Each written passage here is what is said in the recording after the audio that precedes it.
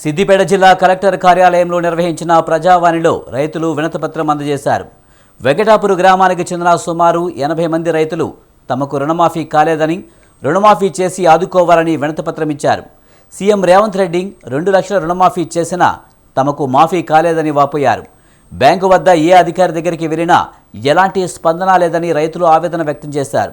ప్రభుత్వం ఎలాంటి షరతులు లేకుండా రుణమాఫీ చేయాలని డిమాండ్ చేశారు. బీఆర్ఎస్ హయాంలో రైతు బంధు వేశారు కానీ ఇప్పుడు ప్రభుత్వం వచ్చి ఇన్ని నెలలు గడుస్తున్నా రైతు భరోసా రైతుల అకౌంట్లో జమ చేయలేదన్నారు.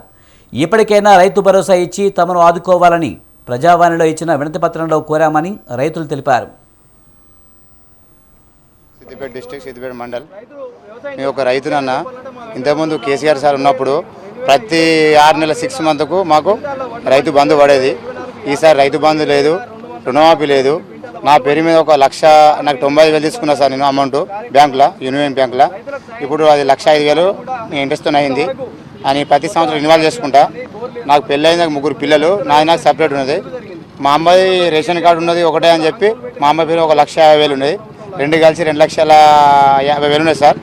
దానికోసమే ఎన్నిసార్లు తిరిగినా ఏవో దగ్గర పోమంటారు, ఆంధ్ర దగ్గర పోమంటారు, తిరిగి కాగితాలకు జిరాక్స్లకు అవుతుంది సార్. మా బతుకు పెట్రోల్కు పేపర్లకు అవుతుంది. వీళ్ళ దగ్గర పోతే వాళ్ళ దగ్గర పోమడు, వాళ్ళ దగ్గర పోతే వీళ్ళ దగ్గర పోమడు, చాలా యాషకు వస్తుంది సార్.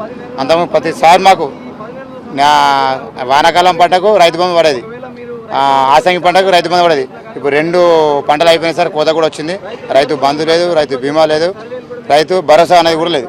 మా గ్రామం వెంకటాపురం, సిద్దిపేట డిస్ట్రిక్ట్, సిద్దిపేట మండల్.